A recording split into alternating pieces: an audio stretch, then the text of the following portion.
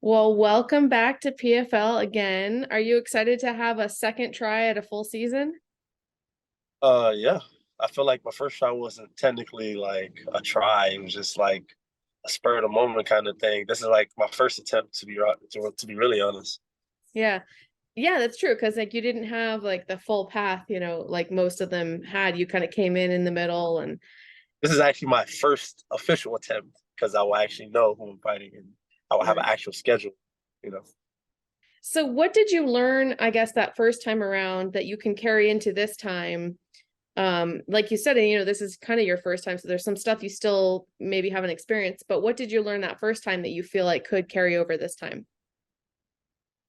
Um, I think the most predominant thing that I've learned from last year going into this year is that I'm a problem, like on any kind of notice. And I'm pretty sure everybody that fought me last year recognized that and they saw that and they felt it. I also recognize on any kind of notice it's just gonna be trouble because I think they expect me to underperform or be less than, but when I go out there and do what I'm supposed to do, they're like, "Oh wow, I don't know what to I kind of don't know how to handle this guy," you know. Do you feel like there's a little bit of pressure with what you just said because you have like you it's true you performed really well, you made it all the way to the finals, you showed what you can do, and now you've got this next year and you got to live up to that. Is there pressure to live up to that, or are you like, this is just how I am all the time, it wasn't a fluke? No, this is just regular me. There's no pressure. I actually have a thing against putting extreme pressure on myself. I feel like that's when I underperform. I feel like when I just go out there and just be myself and relax, I perform to the best of my ability, if not better. And you've already, and I know the season hasn't started yet, but with the Challenger Series, you have a little bit of a positive entry into the season because you've got teammates that have already won and performed really well. So you've probably have that motivation. Do you get any kind of motivation from seeing them perform well and knowing like, hey, I've got to live up to that now too? Heck yeah, I love like especially like close teammates that I train with, like Elvin and Impa. Like seeing those guys do very well, going out there doing their thing, doing what they're supposed to do, and coming out on top. That actually really makes me happy because it also makes me happier that they actually get to have a better route than I had. Because last year I wasn't even the first alternate; I was the second alternate. Like I was just a second string, player. Like I wasn't even supposed to be out there, but obviously I was supposed to be out there.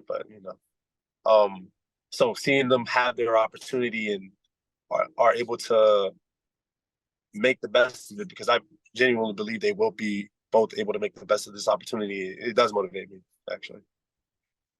I joked with Elvin, asking if the three of you guys have any bets about this season about who's going to perform the best, fastest knockouts, fastest submissions, anything like that. Is there any bets going on amongst the three of you? Not that I know of, but now that I think about it, there probably should be some bets going on. Actually, I think we can have some bets. Who's gonna have the fat? I think person who's probably gonna have the first knockout would be Impa, if not myself. And then if it was a finish, it's gonna be by submission. It'll probably be either Elvin or me. Also, I don't know. Elvin said there were no bets because you're a scary man. He didn't want to bet you. I'm a scary man. Nah, That's he's a what he scary man. said. Have you seen Elvin drop people on their head? Yeah, he's a scary dude. That's cute. And also somebody else went through the Challenger Series, and I talked to him as well, that you're familiar with, Thad Gene. You beat him on the amateur circuit. He talked a little bit of trash. It seemed like he kind of was gearing towards maybe facing you at some point. Is that somebody that you have any interest in fighting now on the professional level? Honestly, I have interest in fighting anybody on any level. Um, Thad is not gonna say he's the least of my worries because he's on the radar. He's in the division. But he's definitely not the person I'm thinking. Oh man, I need to fight Thad. Like no. It's like I remember when we fought as amateurs. Um, and I feel like people don't recognize that we fought as amateurs. Like it's not a pro thing. You know what I'm saying? They I think they're like trying to overhype like the reality of things. And even in that fight, he wasn't winning the fight. I'm not gonna say he caught me with a lucky punch, but he definitely set some weird stuff up towards the end in the third round. But he definitely wasn't winning the fight. I remember in that fight. I was going for takedowns on him. He was grabbing the cage, trying to not get taken down, and then he grabbed the cage and pulled guard and did all types of weird stuff in that fight. I remember he was kind of. It felt like to me he was doing a lot to survive. And this isn't me talking shit. This is just me objectively watching the footage that from a while ago because I've seen it. You know, I had it. So it's like, no, I'm not really like thinking to myself like that. I need to talk trash to go out there and beat him. That's not what I need to do at all.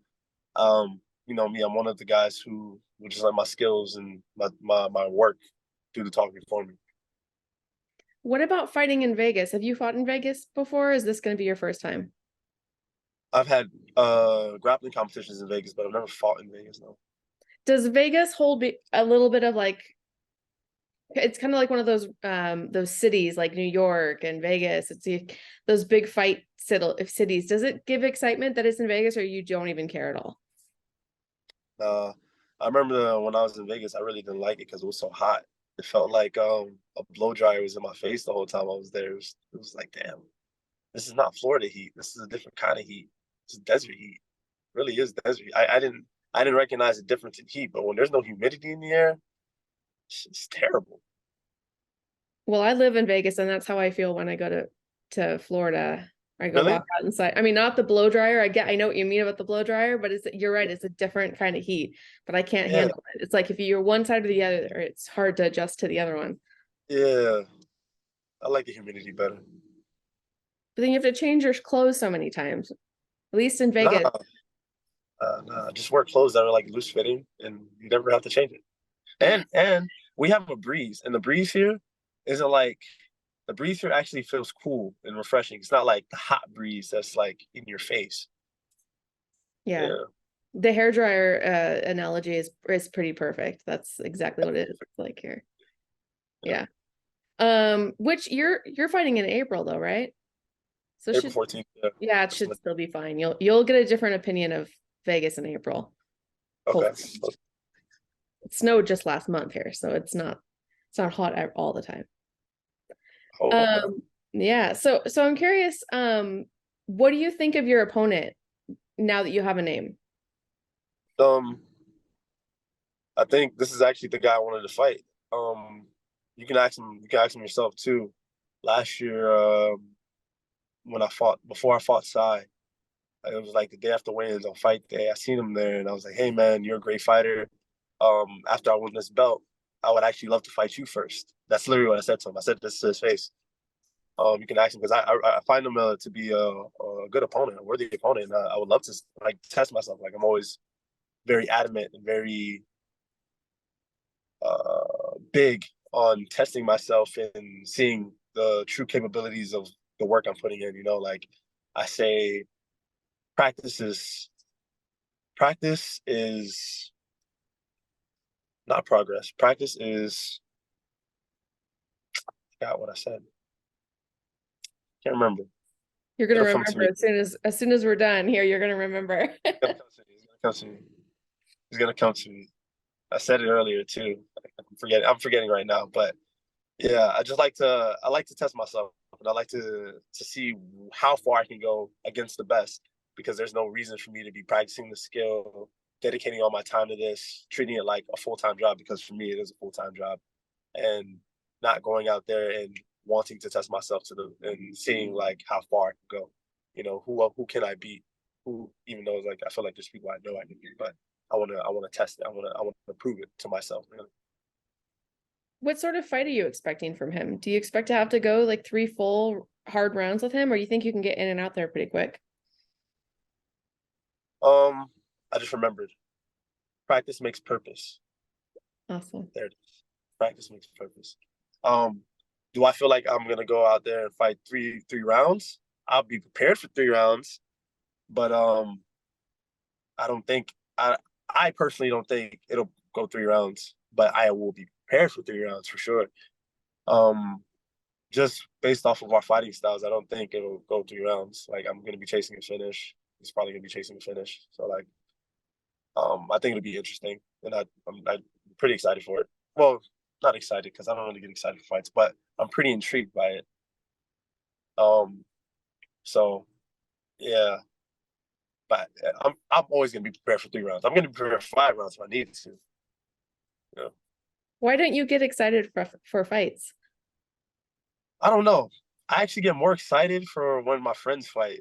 It's interesting. Like I get like more anxious, my heart's racing. It's like, oh man, like I get those chills when they fight. But like when I fight, it's like, oh, whatever. I do this every day. I'm just gonna go out there and impose my will, dominate, go home, 2 checks richer. So looking forward at the rest of the opponents, is there anybody that you're really looking forward to fighting? There's obviously you have potential rematch going on. I mean, what's the landscape look like for you? Is there anybody that I wanted to see? I wanted to fight. I want to fight, of course, this Magomed here. Um, I want to, if I could, if possible, if this is what would happen, like if the stars were to align, probably Carlos Leal. I like his style. I like the way he fights. He's a tough guy, and he's somebody I actually would like to test myself against. Um, Also, I'm not opposed to a rematch against the other Magomed because I feel like people don't really recognize like what happened with that fight. Like I took the fight on a day's notice, and I feel like the way it was stopped was not to my liking, but it's whatever. Like it is what it is. Like it put me in the position that I wasn't last year because it was stopped that way. But like I'm not opposed to that rematch, and of course I put hands on him. Would it be something like when you're talking about Sadibou, would it be something where you would want to meet him like in the finals again and kind of like get a chance to fully redo that fight, 5 rounds with everything on the line?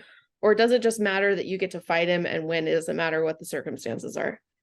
Oh man, if it's in the finals again, man, that's like for me, that sounds like God. That sounds like something like divine timing. Like it has to happen this way. Like my story had to happen this way specifically for that reason. I had to basically grow up from the person that I was in that fight to become the person that I am currently. So if it happened to just be that way again, it's crazy.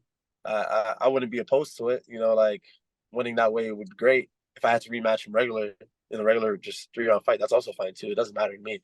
But that way does sound more poetic, I guess. Yeah, that would make a good story. Selfishly, that's what the journalists want, because then we can write it and it sounds real fun. And I'm sure that's what the broadcasters want. So, and I guess my last question, if you could say one thing in particular that you worked on the most from last season until now, what would that be?